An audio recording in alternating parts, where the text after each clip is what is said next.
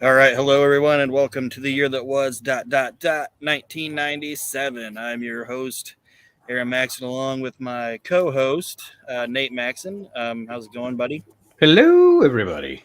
In case you're new to the show, what we do is we are going over a calendar year of the major wrestling shows of 1997. When we say this, we're talking WCW Nitro, WWF Raw, and their pay-per-views. What we're going into this week is WCW Spring Stampede 1997. There hadn't been a Spring Stampede since 1994, which, if you guys don't know about Spring Stampede 1994, it has to be in the, I'd say, top three best pay-per-views that WCW, not just the NWA, but WCW ever put on. It was a It's fantastic show. it is literally my favorite WCW pay per view, Yes. from Uh, top to bottom. Fantastic card. Great show. Um, the date of this show is April 6th, 1997. It was in Tupelo, Mississippi at the Tupelo Coliseum with 8,356 people in attendance. The tagline sucks. All of WCW's pay-per-view taglines sucked. The tagline of this is, "These men do solemnly swear to kick, fight, punch, stomp, and flatten anyone who gets in their way." That's long. That's long and dumb. I don't understand it. Yeah, they Uh, weren't they weren't good at that stuff, and they also weren't good at videos in no, they were WCW. not. Um, this pay per view is also world famous for something we're going to talk about here in a little bit. We'll get there when we get there. I don't know if Nate realizes what this is, but you're going to find out. All right. Um, the show opens. It's Tony Schiavone, Dusty Rhodes, and Bobby Heenan on play-by-play, which I'm always excited about. I think those three were really good together. I believe I've said that every pay-per-view we've talked about with WCW. I'm not a huge three-man booth fan, but I was a fan of Tony, Dusty, and Bobby together. Just my opinion. Mhm. They give an update on the show that Scott Hall Surprise has not shown up. This is, I think, the first notable how do you want to say it? No show of Scott Hall. First of many to come, but yes, this is the first Yes, notable one. yes, the wheels are falling off of Scott Hall and the WCW here. But that's the big first thing they talk about, and they say that the championship committee, and this seemed like a heel thing for WCW to do. They're supposed to be the good guys, but they were like, "Oh, Scott Hall's not here. Well, Kevin Nash, you can't replace him, and you got to fight the Steiners by yourself and defend the tag team championships." It's like, that sounds like a heel move, but whatever. So that's the big story that's going to unfold here in the openings of the show. And the opening contest is something that when I saw it, I was like, oh, Nate would be excited about this. It is the Ultimo Dragon versus Rey Mysterio Jr. Yeah, gangbusters. Yeah. Like, We're starting out full throttle. yeah, here you go. Boom. It just shows the talent depth of both companies at this time, that this is the fucking opening match. Yeah. You know what I mean? Mm-hmm. Ultimo Dragon versus Rey Mysterio. Sonny Ono not at ringside. He is supposedly not at ringside because he's focusing on Akira Hokuto tonight as she's defending the WCW Championship against Medusa, and this isn't a title match, so he's got his priorities. I think they're setting up that Ultimo Dragon's going to get a little Fed up with Sonny, yeah. pissed off that him as a partner. Yeah. They have a pretty good match, obviously, and it's actually kind of fun because you think right away they're just going to go out there and just hit it, but they actually don't just have a flip-flop match. They actually do some mat-based shit because Ultimo is good at that, and Mm-hmm. he's playing the heel, obviously, so he's kind of playing how do you say it, like, he's got a bit of a weight advantage on Rey, and that's what they're telling a story, which I appreciate. Yeah. During the match,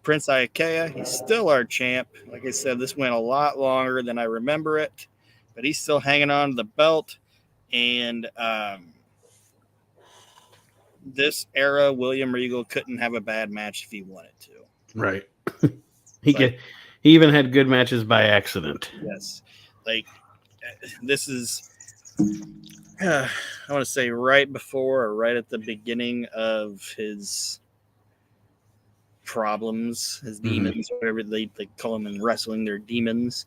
So he's still clean here, as far as I know. I mean, he could be hiding it well. He's still managing it anyway. Yes, he's not balloon. There's a point where Regal's He's like pounds. That's bad. Yeah, at this point, he's like Jake in the WWF in the 80s. He's probably using, but he's really good at hiding it. Probably doesn't do it right. For everything I want to say, everything everybody wants to say about Jake, till he got like post like WWF, like doing those fucking horrible indie shows and shit. I think he said that he never went to the ring loaded, didn't he? Yeah. But Gene Okerlund said even when he was loaded, you couldn't tell he was loaded. Yeah, no, I'm just saying I don't think he ever like went out to the ring loaded. No, he did everything after the matches. I bet Regal. I have a feeling Regal was the same way. Mm-hmm. It sounds silly to say this because of what they were doing, but they're professional enough not to. Yeah, to get loaded. Yeah, risk killing someone because they're inebriated in the ring. Yeah, but it just seems silly to say they're professional enough when they're doing like everything they can find. But anyway, I'll say this: Prince Iaukea is actually getting better. I still don't think he's World Television Championship material, but he's getting better. So this is a pretty good, decent little match. Prince Iaukea ends up winning the match with a surprise roll-up, 1, 2, 3. Regal can't believe it, and he ends up attacking Iaukea after the match and giving him the Regal stretch, and officials have to come out, and Piper's or Shivani's all over this. Oh, sore-ass loser and all this other stuff, and it's still continuing the Regal snapping scenario. Like, it just keeps happening. So, any comments on that? No, but you can tell that, like you said, you can tell Iaukea is getting better, and the reason he's getting better is because he's working with William Regal night in and night out. Obviously, yeah. Whoever's made this decision isn't how to put some thought into that. It's probably like let's put him with Regal. He's only gonna get better. He's not gonna get worse. Right? He'll either get better or he'll stay the same. And I think this is Kevin Sullivan. I'm pretty sure at this point. Yeah. The next thing is Mean Gene Okerlund. He hypes the 1-900 number, then introduced Ric Flair, who gets a great reaction from the crowd. Flair states that he's got his release from the DL list, and the disabled list, and he can return to action on May 1st, 1997. Then he talks about Roddy Piper and Kevin Green, and that May 18th will be Horseman Night. So I think this is going into I think it's Slamboree or something coming up where Flair and Green team with Piper to fight against Hall Nash and 6. Yes. Yeah. Which when we get there, that match is better than what it had any right to be. So that's what he's talking about. So he's getting people hyped up for that. So that just basically was what it was. The next match is rough. It is the Public Enemy versus Steve Mongo McMichael and Jeff Jarrett with Deborah. This thing will not fucking go away. Like, how do I say it? Like, I don't want to hate on anybody in this thing. I mean, I do hate the Public Enemy. But these two teams should not be feuding with each other. Like, I don't understand this feud. Well, it's I don't know. It's almost like they just picked an arbitrary tag team for Jarrett and McMichael to feud with so they could internally feud with each other. Yes, but they're like, who's not fucking doing anything right now? Public Enemy. But it's just like this thing keeps going on, it keeps dragging, and I don't care about it. Like this is the Gold Dust Hunter Helmsley portion of WCW Nitro. If you had, you know what I mean? Like, Yeah. just make this thing end. It's the same fucking thing every week. You know, like Marlena getting hit by China. Yeah. Every week happens. Okay. Halliburton and Screwy Finish every week. Like, it's the same thing. They don't do anything new at all during any of this Ever. Yeah. Just wash, rinse, repeat, and it's bad.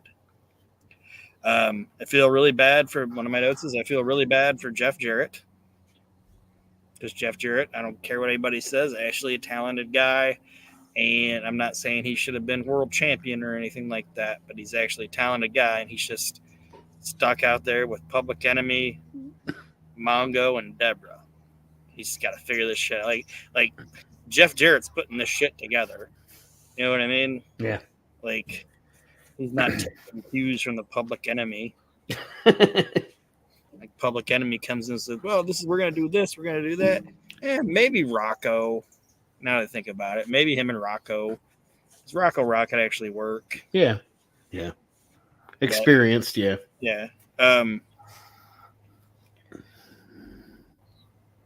They end up brawling all over the arena. Rocco Rock gets thrown through 2 bulls and a cow. They're up on the stage, just big 2 fake bulls and 1 cow he gets hit with. And then Johnny ends up going through a table. Rocco comes back eventually, and guess what he hits Jeff Jarrett with? The Halliburton fucking briefcase. And the winners are Public Enemy 1, 2, 3. It's a stinker. So that means that this is probably going to continue. Yeah, I think eventually at some point, I don't know if I can't remember if they get to the point with this thing ever, or if it just fades away once Flair's back in the saddle of the Horseman and blah blah blah. But anyway, I can't remember either when Jarrett quits. He quits in either August or September, because his return to Raw, I think, is in September '97. I think. But we'll get there. He's kind of like, during the Attitude Era, he was kind of like a more more successful Terry Taylor. Yeah. Like that dude jumped over all the time. But anyway, that's the Public Enemy's victory. And now we're going to roll into what Nate doesn't remember happened on this show. Oh, goody. Going to set this up. All right? Because later on, we got our main event in this, or you got our main event of this match, which is a 4 corners match. Well, half of our main event, which is a 4 corners match, which will feature Booker T versus Stevie Ray versus the Giant versus Lex Luger, and the winner of this match gets a WCW championship shot against Hulk Hogan. So Mean Gene brings into the interview stage the Harlem Heat and Sister Sherry. Yeah, I know where this is going now, and I love how you're setting it up. Yes. So they come in for this innocuous, just throwaway interview. The Harlem Heat's going to cut their promo about one of them finally be getting a shot at the world championship, and it's been a long time coming, and whichever one of them wins, they win. Stevie Ray, he cuts his promo, says his business, says what he has to say. Then Booker T, he cuts a little promo on Giant, and has a little something to say to Lex Luger. And then he states that after they're done taking care of Lex Luger and the Giant, Hulk Hogan, he's coming for you, and he says something that I'm not gonna say. We're coming for you, Donut. Yeah, we're coming for you. And then he says, How does the network handle that? I'm getting there. Okay. We get the abbreviated N-word from Booker T. And Booker T knows what he did, cannot take it back, and it's probably lucky he was wearing sunglasses. And Sherry, he grips his hands together, like makes a little fist, and he puts his hands over his face. And Sherry gives him the it's okay, baby thing on the back of the neck. You know what I mean? But her face is priceless. Like not what your lover would do to you, like your wife. You know, just this girl that's just your friend, and you know you fucked up by saying something. She gives him it's okay, baby, and gives him a little pat on the back, the neck, and Mean Gene quiet for a second, and then says, "Thank you, Harlem Heat. Let's go ahead and send it back out to the crowd. Let's send it back out to the booth." The network handles it by putting over Sucka. All right. And it's not good. It's not a good edit. Whoever did it was like, fuck it. Everybody knows about it. He said. Like, I would have, if I was the WWE, I just would have left it. Yeah. Like, everybody knows what he said. He didn't say the R version of it, you know. Mm-hmm. Not that I'm even gonna say the non-R version of it. I don't have that right. You know what I mean? Mm-hmm. But they should have just left it in. And I have not. It's funny that you're right. They should have. I wonder if, because I haven't in years. I haven't watched Survivor Series 2005. I don't know if they kept that in there or not. The Vince deal. Yeah, I don't know. But anyway, yeah, Sherry's priceless in this situation. Yes. Absolutely priceless. And like if she wants to laugh so bad, so bad. She's just like, it's okay, baby. Like, maybe nobody noticed. What I want to see is because it's out there somewhere, because they didn't just turn the camera off right away. I want to see after all those 4 people to get, because Booker T's funny. Okay. Sherry's a Looney Tune, and I'm saying that in a good way. It was a Looney Tune. Booker's fucking funny. Mean Gene's funny. Like, I want to see the real life. All right, we're out. And those 3 people spitting and looking at Booker T. I mean, like, what the fuck was that? That's funny.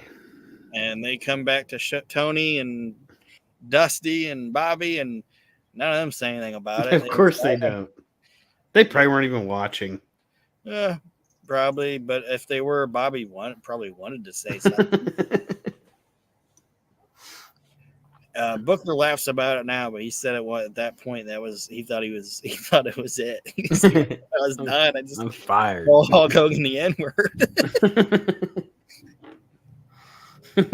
But yeah, this happened on that night.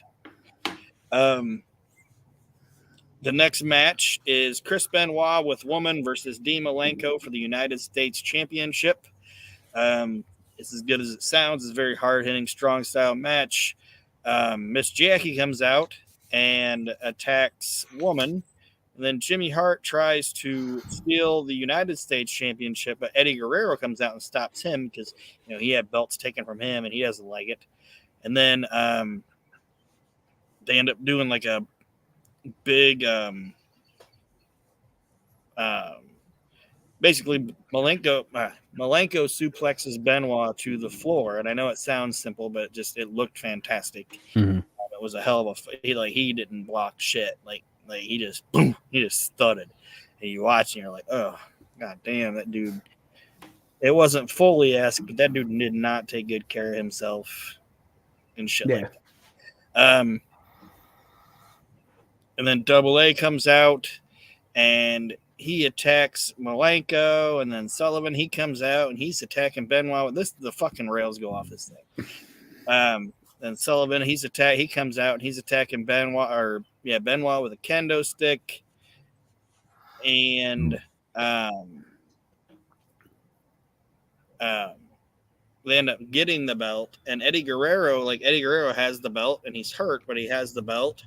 And they do like this weird thing where like Conan, Kevin Sullivan, and Jimmy Hart are pulling away Eddie Guerrero, but they're making it look like Eddie Guerrero's leaving with him. Leaving with them. So like Eddie and Dean, so Benoit and Dean thinks that Eddie's like with the Dungeon of Doom, and he's like in the middle of these guys. Like, what the fuck? Yeah. I have nothing to do with this. They end up tossing out the match and giving it to Dean by disqualification. And then Malenko told Benoit he wasn't even supposed to be here. And the commentating team was like, everybody was out there. So who are they talking about? Who's the he that wasn't even supposed to be out here? Mm-hmm. It was like a lot of moving parts and kind of screwy. And, I was going to say, it sounds a little convoluted to me. Yes, it was a little convoluted. And I think if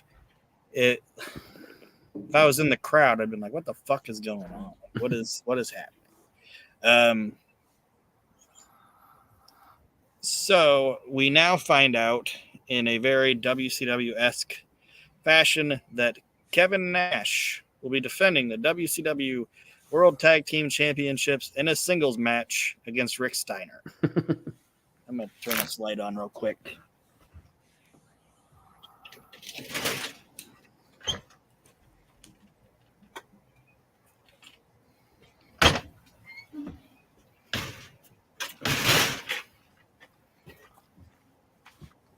So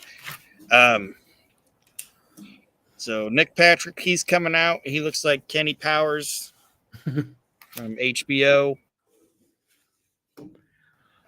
He's back, Nick Patrick. They're putting over the fact. Do you remember, like, last couple of weeks I've been talking to you about how they were saying that Steiner still had his like inner ear injury from the hilarious car accident that he was in. They're still putting that over. Talking about how Rick's going in here with an inner ear problem. Patrick is attempting to referee the match a little too even for Nash's liking. Like, there's a couple counts where Nash is like, what the hell, man? Like, because he didn't fast count it or whatever. And Patrick's just like, I don't know what you want me to do. I can't make it look too right. Like, it can't be too obvious. Too obvious. Yeah. Jesus, I still have a job here, Mm-hmm. And then Six ends up I'm sorry, I forgot to mention that Ted DiBiase and Six are out with Kevin Nash. Six exposes the top turnbuckle, and Nash basically gives Rick Steiner his snake eyes move into the buckle, but he's like slamming like the side of his head, so he's like hitting his ear and all that shit, and Patrick and DiBiase are starting to get a little pissed off. Like DiBiase's like, the first time, yeah, okay, second time maybe, but he's doing it way too much, Right. And DiBiase gets to the point where he leaves. He walks away, and Patrick ends up reluctantly making the 3 count after Kevin Nash hits the jackknife powerbomb, and he smacks Nick Patrick around, everything like that. So can't remember how soon it is, but DiBiase is soon going to be out of the NWO. That's coming up, and Nick Patrick will be as well, and this is the start of that. And as much as I like the Steiner brothers, and as much as I like Ted DiBiase, there was never a more awkward manager-protege combination to me. I don't know why. It just didn't work. We'll get to it when we get to it, but the reason being for this is the backstory to it is people don't know. Originally, DiBiase was going to be the money man and the mouthpiece of the NWO. And the NWO took off further than anybody thought it would. So Eric Bischoff was like, I'm going to be in it. Attach myself to this. I'm going to attach myself to this. And DiBiase was basically like, I didn't leave the WWF to come here to hold Hogan's belt while you guys talk. Right. And they basically said, well, we'll just put you with the Steiner brothers, I guess. Should have just did something else with him. I don't know what else. I don't know what else they could have done with him. I would have said, well, anything else. Put him in he did booth work. He wasn't the greatest commentator in the world, but he did booth work. Have him be an agent, do something. I would even have been better. What do I want to say? I would even have been more accepting of him, like maybe going away for a little bit. Just, and I mean, obviously you have to get him away from the NWO. I don't know. You have them get pissed at him and fire him or something, right? Yeah. And then he could have been. Oh, go ahead. Sorry. 3 months later, I would have been fine with him because they always want to bring it back anyway, even though it should have died in '88. Being like the J.J. Dillon for the Horsemen. What I was going to say, he could have just been J.J. for the Horsemen. Mm-hmm. But they put him with the Steiner brothers, and it is what it is. It was whack. But we'll get to that whack ass shit here in a little bit. Then we get Mean Gene Okerlund, and he's interviewing Lex Luger and the Giant. And in a weird situation, I can't believe it happened like twice in one night, Lex Luger calls Hulk Hogan a racial slur. Couldn't believe it. He didn't really do that. Nothing really happened in the interview, so it would have been great if Luger would have just been like, coming for you, cracker. And all your AIDS. Yeah. So this is actually going to be kind of a quick show, guys, because this pay-per-view just kind of pumps along, and there's not a whole lot of stuff going on it. I shouldn't say there's not a whole lot of stuff. It's just this is just like a very basic ass pay-per-view. Like it's a 2-match pay-per-view basically. Mm-hmm. And it's the 2 matches we're getting into. The next match is a 4 corners match for the number 1 contendership for the WCW Championship, currently held by Hulk Hogan. It's Lex Luger versus Booker T versus the Giant versus Stevie Ray. Booker T and Stevie Ray do a nice little touch here. I actually thought was kind of cool. They wore their outfits, like their Harlem Heat attire, but they both wore different colors. Like I think Booker's in gold, like Stevie's in gold, and I think Booker's in purple. Okay. And just kind of like we're not a team tonight, right? Like we're against each other. Like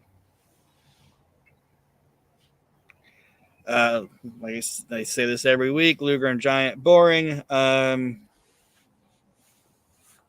Booker and Stevie Ray end up working against each other in the match, but I didn't feel it. I don't think these guys felt it either. Like at this point, I just don't think. I don't think they were. It was weird that they didn't jive in the ring. It's kind of like when Flair fought Arn. Yeah. It's like, I don't want to see these guys fight each other. Yeah, and I didn't either. I hated that, and I didn't like. I mean, I didn't like it when Stevie Ray joined the NWO and all that. I don't know. Did they? I from what I remember, they didn't even ever have Booker wrestle Stevie Ray after Stevie Ray joined the NWO. I think they just kind of. No, I think they had a couple matches. Oh, did they? Because I remember them against each other during the Rousseau era with like Jay Biggs and Ahmed Johnson and all that.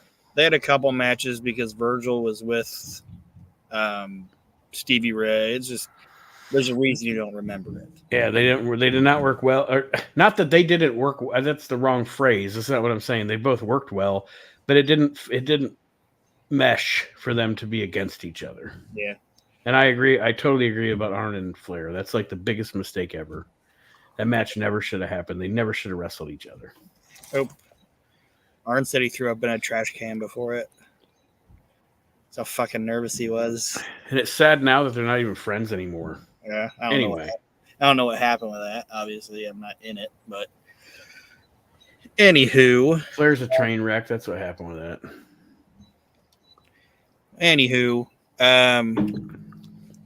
The Giant ends up beating down Harlem Heat, and it looks like he can get the win, but it goes over when he sticks his hand out to Lex Luger. And Luger's a little confused, and Giant's like, tag me. Take it, buddy. And he tags him. Luger gets in the ring, ends up getting the torture rack on, I think it was Stevie Ray. I didn't write it down for sure, sorry. And now Lex Luger is the number one contender. And the story of the match is that the Giant is such a good friend and such an unselfish person that he allowed his best friend, Lex Luger, to be the one to go face Hulk Hogan and help save WCW. And there you go. And it's dumb. And they didn't even allow Bobby to be Bobby here. Bobby's just like, oh, what a stand-up guy the Giant is. He should have been like, what an idiot. A fucking idiot. It's fucking idiot. Did he learn nothing? Did he learn nothing in this business? Yeah. Can't be friends with anybody. I mean, he could have said fucking idiot at this point. I mean, they've already dropped the N-bomb. Once you do that, pretty much say whatever you want. But that's the story of that match. And then Luger celebrates with the Giant. And now Luger is your number one contender for the WCW Championship. And WCW, when they would do number one contender shit, they were stupid with it sometimes because they just be like, he's going to get a shot at the champion down the line at some point. At a future point in point at time, he's gonna get a shot. What?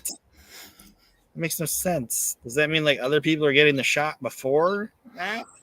That's what they always. That's why the World War III gimmick fell flat. You know, the WWF said the winner of the Royal Rumble gets a title shot at WrestleMania. Bam. That starts a season, you know? That's like, oh, we go from the Rumble to Mania. Here's your number one contender. Your champs at the end. Yeah, some years they mess with it or they play with the match or, you know, somebody puts up their contendership and loses it or whatever. But generally, that journey from Rumble to Mania is something special. And it's no matter who is the champion at WrestleMania, this guy will get a shot at it. But WCW, like, one year it was to get a shot eventually sometime down the line. And then the next year or the next 2 years, somehow, some way, like Hulk Hogan fucked the winner out of their title match. They never even got it, you know, or whatever. But yeah, just they totally screwed the pooch on that. But you're right. Their number one contender deal was always a little screwy. Yeah, I just never dug it. Everybody said it. WCW, where they had it was in the ring. Like, to me, that's my fondest memories of WCW is in the ring shit. Yeah. Like, because creative can be as bad as it wants, but once guys get in the ring, they have control of their shit. I definitely remember more of the matches, the individual matches from WCW, as opposed to how they got to the matches. Oh, that's what I'm saying. Like, that's what I mean. Like, the guys signed there. It's like WWE now. Yeah, the guy. It's like that's kind of what I was going to say. It's a little different though, because in WCW you didn't have a guy. You did event. Well, maybe not even WCW. WCW probably never had this. You never had a guy just saying, "This is what you're going to do. A, B, C, D. This is your match." They'd say, "This is why you guys are fighting. This is the end. Go. Yeah, make it happen." You know. And that's why I think, like, a lot of times with WCW, it's like, oh, I remember that fucking match. That was fantastic. But all the shit that kind of led up to it was kind of like, lame, you know? Yeah. This is booty. Yeah. In WWE now, they're telling you, you're going to do this, you're going to do that, you're going to do this, you're going to do that. But at least with the matches, it's still wrestlers telling wrestlers what they should do. Yeah. You know what I mean? Just how I look at it. That's why I think it's that way. they don't have fucking script writers telling the wrestlers how to have their match. Mm-hmm. They're telling them what to say and what to do to get there, but once you're in the middle of the ring, It's all you. is I think no matter what now, any wrestler would be like, get the fuck out of here. You know what I mean? Yeah. Like any wrestler worth his salt would just be like, fuck off. Fucking writer telling me to have my fucking match. And I think the WWE is even, for all the stupid things they do, I think they're even smart enough to be like, we should have outsiders telling guys how to have their fucking match. Yeah. But that aside, Luger's now, like I said, your number one contender. This match wasn't great, but it was just kind of a match. The next match is the main event, and it is Diamond Dallas Page's best match he ever had in his fucking entire career, because he's facing the Macho Man Randy Savage in a no disqualification match. And I agree with that statement. This is DDP's best match ever.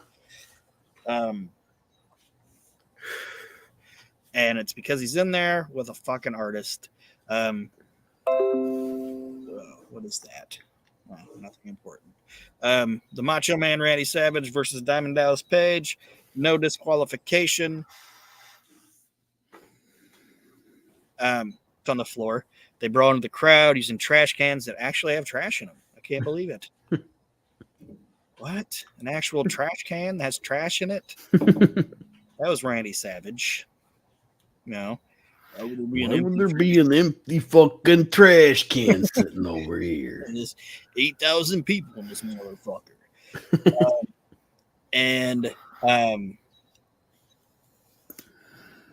So they like I said, they brawl all over. Trash cans are involved. Savage tries to use the bell, but Kim grabs it from him. Page got to his feet. Page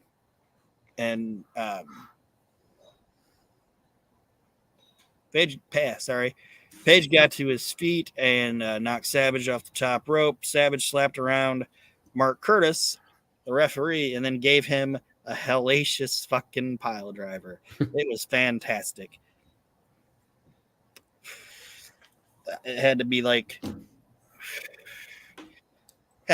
super stoked. Like Mark Curtis had to be super stoked because Mark Curtis was a trained professional wrestler. Mm-hmm. Actually, from everything I heard, a really good professional wrestler. He just weighed 120 pounds, and nobody was going to believe it. And he's like, "What? I got to take a fucking pile driver from the Macho Man?" And he fucking took it like a champ. It looked great. One of my favorite things is when that fan tried to jump in the ring or whatever, and Mark Curtis hooked him. Yeah, like took him down. Like Bobby Heenan, Korean wrestling right there. Mark Curtis Bobby put him over in the booth. He was like, "Look at that little guy." Anyway, so now that Mark Curtis is out, Nick Patrick comes out, and he's going to take over. And the commentators are like, "Oh no, like this can't happen." And then Macho Man goes to body slam Page. And Page flips it around, turns it into a diamond cutter, and 1, 2, 3, DDP is your winner. Then post match, because why allow somebody to have? I respect Kevin Sullivan, okay, but he was too much about heat. Like way too much about heat. Like sometimes you just gotta let something be feel good. Like Hogan must pose. Yes. Like why not let the show end with DDP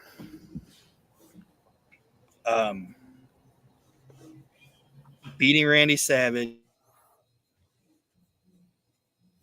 on celebrating in the crowd. Go off the air like that.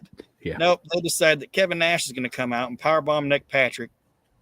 And then Randy Savage attacks Kimberly Page, but Eric Bischoff does not. He's like, ain't going to be smacking around women, and stops him. And then Bischoff and Savage start fighting, and that is how Spring Stampede 1997 ends. loose. And you're right. It should have been the end of it. Should have been about DDP's win.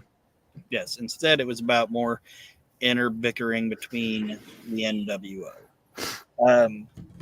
Side note on this before we close the show, I watched an interview with DDP a long time ago, and he said that him and Savage were having like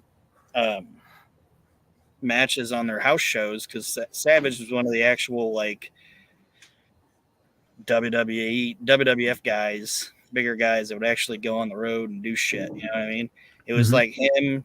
It was like him, Nash, and Hall. They were the guys that would do the loops, and that's because they had Titan training. Like that's not just that, but especially Hall and Savage. It actually kind of surprises me about Nash. I guess not, but anyway, I'll get to my point. Hall and Savage for sure, although very successful and obviously working their success into making lots of money, at the end of the day, they love being professional wrestlers. Yeah, like being out there with the guys and the art of being a professional wrestler. Yeah. Yeah. Seeing all the goofy shit that happens and everything. But Paige said him and Savage are having this match on the road, and like Savage was like meticulous, obviously. Paige said he kind of learned that from Savage, like map out your match. I know there's been older wrestlers that are like, oh, Randy had to, everything was scripted and point A, point B, point C, point D, whatever. But you know what? Never saw him have a bad fucking match. Nope. And when the match wasn't like that, he still had a good match. Yeah. Because he didn't map out every match he ever had. A match that he would have with Bret Hart on Saturday night's main event. He didn't invite Bret Hart down to Sarasota so they could rehearse that match for a couple of weeks. It was just those big matches like Steamboat or something with Hogan or whatever that he wanted to. Yeah. But anyway. Paige says they're doing these matches on the loop, and he said he had and he didn't even have a problem with it. He was like, going into Spring Stampede, he said, I had no idea that I was going to go over in this match. He was like, I thought it'd be some kind of fuck finish or something like that. And he goes, there's no way I'm going to beat Randy Savage, you know? And he said they did this sequence at this house show, and that's the sequence they did. Go into the body slam, reverse it, boom, hit the diamond cutter, 1, 2, 3. And he said Savage tapped him on the shoulder and was like, "That's the pay-per-view finish, brother." And DDP was like, "Holy fuck!" Like he's gonna fucking put me over at the pay-per-view. And he said after that it was like basically said that he always had respect for Randy.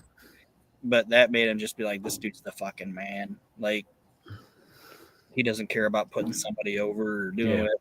You know what I mean? Mm-hmm. Savage is kind of like Terry Funk in that manner. Like, I don't give a shit. I'm Randy Savage. Like, I've made my name. I've done my thing. That's what I've always said. That makes Savage a higher class than Hogan, a higher class than Piper, at times a higher class, like a more class act than Flair. Yeah. I never have ever heard. I have heard of Randy Savage being a pain in the ass as far as Randy Savage wouldn't do that. Merchandising, yes. Randy Savage would do that, or merchandising deals, or contract negotiation, or something like that. But I have never heard anybody ever say, "Yeah, Randy Savage said he wouldn't put me over. Randy Savage said he was too big a star to put me over." Nothing like that Hogan shit, and and all that. That doesn't work for me, brother. Within the context of a match, Randy Savage at the end of the day was a pro wrestler. And pro wrestlers put each other over. Yeah. And so, with that being said, that was Spring Stampede 1997. As a show, it just kind of was. It was just there. Like, it was just a fucking. I don't want to say like it wasn't a bad pay-per-view, but it wasn't like oh my god, I can't believe that was fucking great. Right. Nothing felt like other than Bischoff and Savage fighting at the end of it, and a little bit of the Chris Benoit, Dean Malenko fuckery, whatever was going on, the confusion there. It didn't feel like anything got like, ended or started or anything like that. It was just kind of like blah. Placeholder. Yeah. But other than that, next week, all right, let me look at my notes so make sure my dates are correct.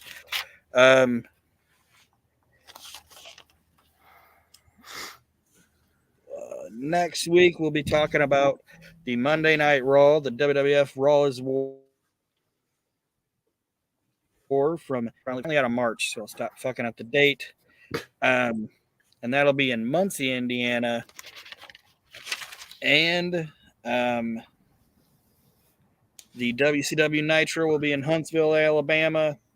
And that's obviously also on the 7th of April, 1997. So we're looking forward to talking about that. I want to thank everybody for listening along with us tonight. And if you feel the need, please go ahead, promote the show for me, put it out there, let everybody know what's going on, give it a rating, comment on it, whatever you do. And I promise, folks, it's going to get a lot more.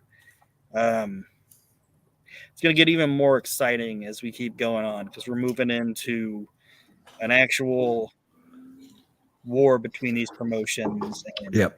WWF's going to start tearing their shit up. WCW, they're going to attempt to amp up their stuff. But you guys, to their own detriment. Yes, you guys are going to see the rise of the greatest era of professional wrestling, in my opinion. And I know that's my opinion because it's when I was a kid, but this is the best time. And if you guys want one more thing, if you guys want to know, we only talk about what you see on the screen here, but if you want to know about the in-depth what's going on at this point, I believe Nate's show is still kind of keeping along with the timeline.